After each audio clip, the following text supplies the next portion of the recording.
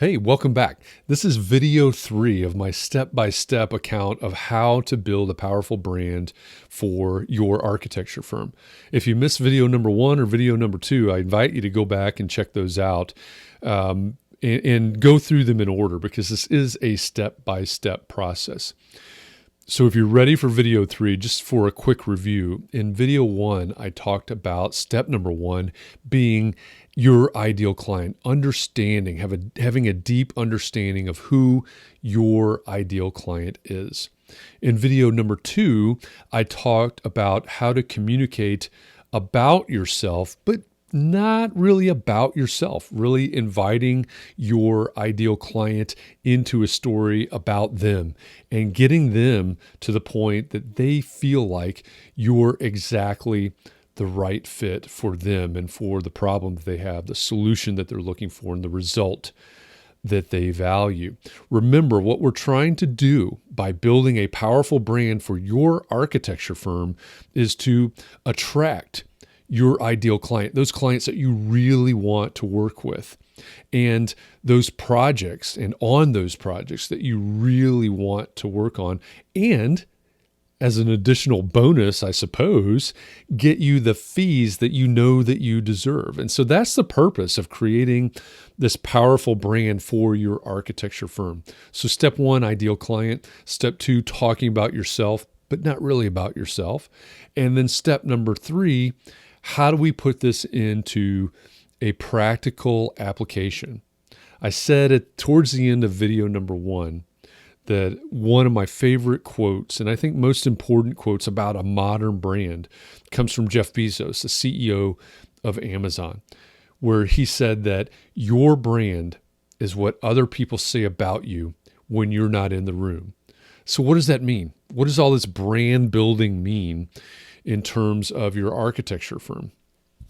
Well, when most people think about a brand, they think, oh, I need my logo, and I need my colors, and I need my letterhead, my business card maybe. For architects, something on my title block, maybe a website. And like I said in video number 1, none of those things are your brand.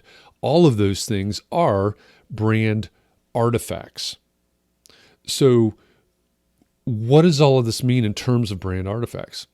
Let's take the idea of a website as our example, because that's really the most complex brand artifact that you can create. Social media is obviously very complex, but it's going to draw from the brand.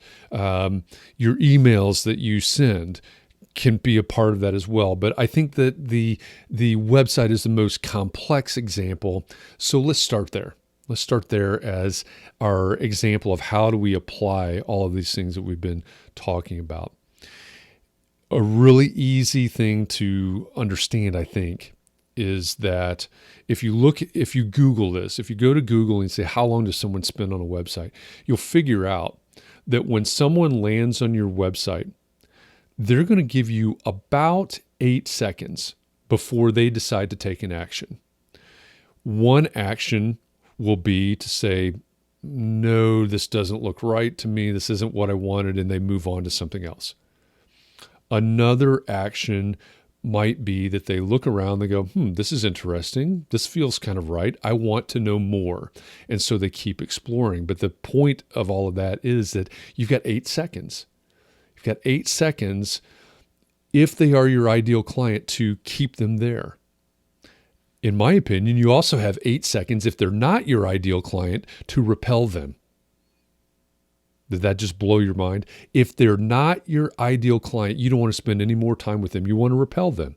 So what I want you to do in terms of building your brand and communicating your brand is, if we take the frame of reference of a website, I want you to have a website where your ideal client lands there right on the front page, and they look around and they go, my gosh, it's like this website was designed specifically for me.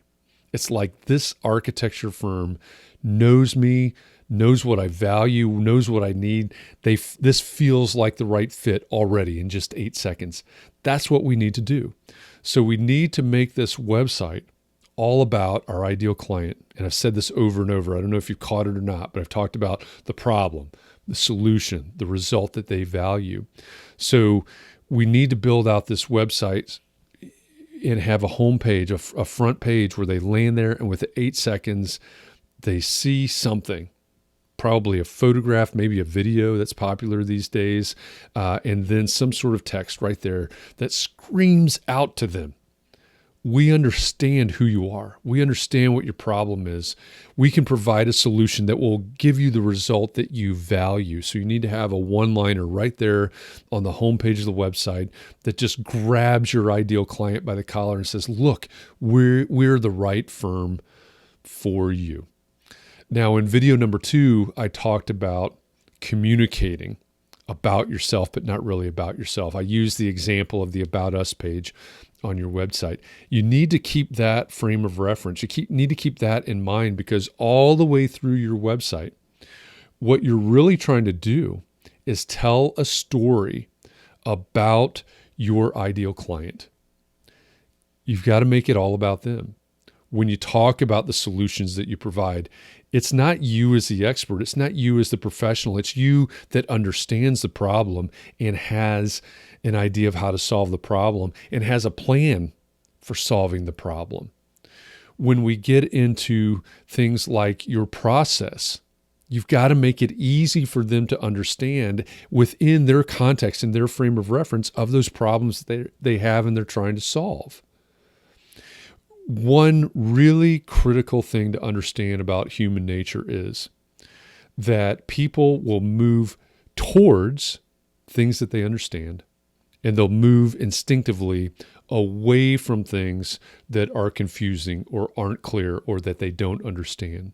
So another litmus test for your website is, let's just say that someone landed on your website and after 8 seconds they said, interesting, I want to know more. And they scroll, they keep scrolling, they keep reading, or they click on your About Us or wherever they go on your website. The question is the information there on the website so incredibly clear that they say, yes, this is for me? Is there something that helps them understand what it's like to work with you, how it works to work with you, what the process is, whatever it is that they need to know? Is it very, very clear to them? Again, they're giving you very, very little time, 8 seconds, 15 seconds as they keep scrolling, things like that. That's a litmus test, because if someone lands there and they get to the point and they go, I just don't understand what they're talking about here. I don't understand this process that they're talking about. The next thing that goes through their head, starting subconsciously, is, what other options are out there? I don't get it. I'm going to instinctively move away from this and look for other options. So we have to make sure that as we're communicating all of these things within our brand, and again, I'm using the example of a website, but this could be in your proposals. When someone reads a proposal, does it scream out in all clarity to them, we understand your problem, we can provide the solution, here's our plan for providing it, and here's the result that you're going to see after the solution, after this thing is built, or after you move into it, or whatever their context is?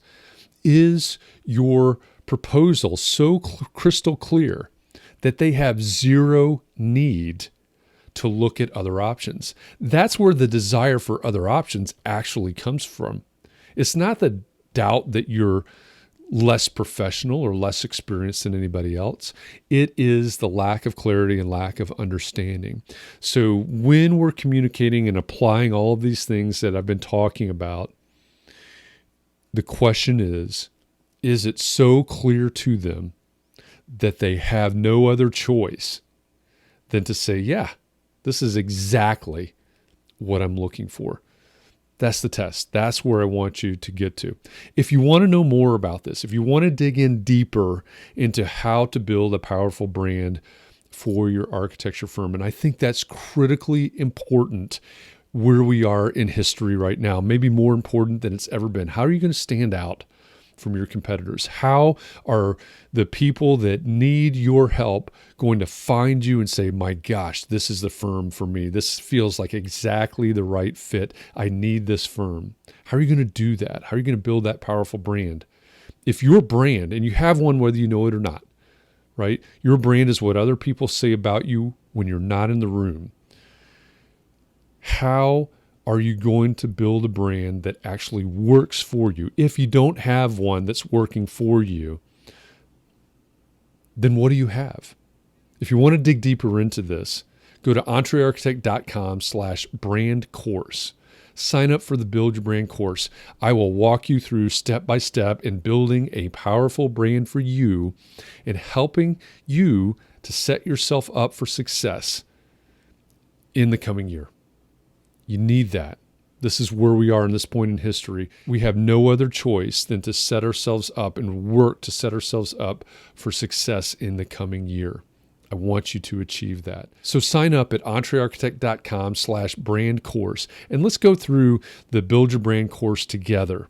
Build a powerful brand, one that works for you, one that attracts those people that you really want to work with on those projects that you really want to work on, and gets you the fees that you really know that you deserve.